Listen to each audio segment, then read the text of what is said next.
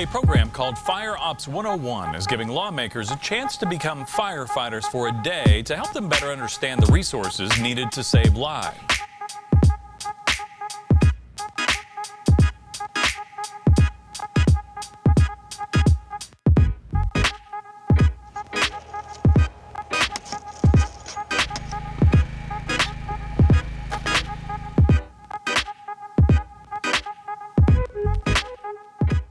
So today we're hosting Fire Ops 101 for elected and appointed decision makers and stakeholders that work with our fire departments across Hamilton County and in Boone County as well.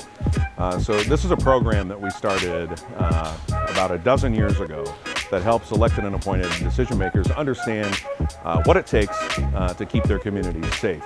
So it changes perspective from somebody that's looking at taxpayer dollars and how those dollars work to fund public safety in a community, from the numbers on a balance sheet to actually doing the work on the streets.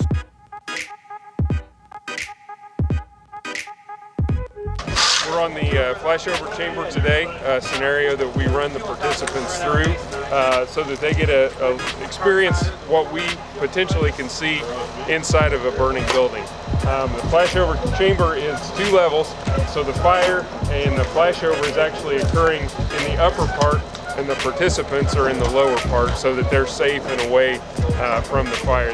What they're experiencing is that flashover that can occur when all of the fuel in the room is consumed and spontaneously ignites. In this scenario, though, it's a very controlled operation. We've got experienced instructors that are able to control the vent. We've got a hose line in there to cool it off if we need to. And while they're in there, we're able to explain what they are seeing. The layering of the smoke, the layering of the heat prepares them for what they're going to see in the heat that they'll feel. It was interesting to see it kind of get, aggressive and build. And then when it came over my head, it was like, oh my gosh. I got a new respect for the fire department, what you guys do. That was cool, but scary at the same time. And that was a controlled environment, right? We were talking, I can't imagine going into an unknown giant home and dealing with that stuff, so. You feel how hot? Did it get hot in there on you?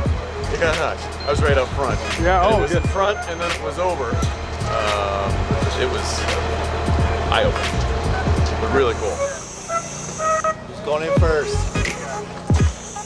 All right, so our scenario today is search and rescue. We have a 2-story prop house that is built out to very similar to most residential houses. Bedroom downstairs, multiple bedrooms upstairs. So this scenario is filled with party smoke. We have 2 smoke machines and a Bullard Fire Dex TV upstairs to give the illusion of a fire. We have multiple victims. This scenario is a 4-person family, 2 adults, 2 children. And what we're trying to get the participants to understand is that at the time of showing up, that we may not necessarily pull a line, that we may go straight in and look for the victims inside. Life safety is our #1 concern. So the crews making entry are going to make a decision to get inside and get the victims out.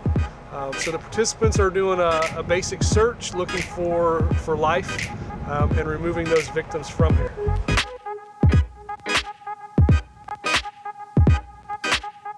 It's pretty scary. I mean, to think about that happening in your house, it's pretty real. I mean, and it got warm, and you start to panic. Everybody's oxygen sensors are going off, and you don't know how much time you got. It was incredible. The fire was right over the top of us, and then it was no fire, and then it was right over the top of us. And I'm not sure you can outrun it, or think you're better than. You just got to get out.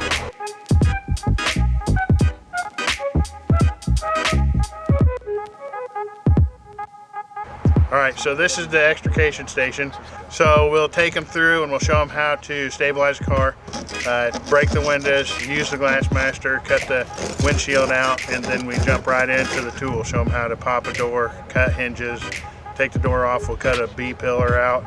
And the last group, we even got to a modified dash lift where we can get the dash and the floor pan away for entrapment underneath. brake pedals. We try to make this station as fun as we can because this is where you can break stuff and not get in trouble. Had the opportunity to use the jaws of life and be able to go into this car here. It was completely eye-opening, making sure that we had the right tools. The other piece I thought was interesting are the side airbags, so making sure that we look at those things ahead of time. The other piece here I thought was interesting was the glass. So you don't realize how quickly you need to get in there, and the tools that we had, we were able to break that glass quickly and get in there, and quite honestly it was a great experience. So, but also I want to thank the firefighters that were helping us today, because I think that was actually absolutely incredible. You can get that bottom one. See that bottom one there? Lay it on that one.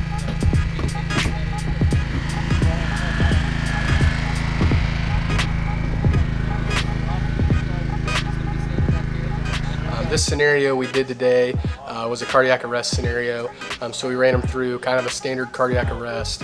So what that entails is we obviously get dispatched to the run, we get there, and they're complaining of feeling bad, and then they go into cardiac arrest. So part of our job is taking those victims to the hospital. As a paramedic, we can give a lot of different medications. We obviously do CPR. We have our monitors where we can defibrillate the patients. So that's what we did here today. We ran them through. So we started out the cardiac arrest scenario. The patient was talking to us, and now they went into cardiac arrest. We promptly recognized that, and then we started doing chest compressions and ventilations with a bag valve mask. Then we moved into some more of the advanced skills. Then we put the patient on a backboard while continuing to do CPR this whole time and checking for a pulse and checking our rhythm every 2 minutes. Got them loaded on the cot, secured to the cot, and then secured in the back of the ambulance to take the patient to the closest, most appropriate facility. While en route to the hospital, we continue our treatments.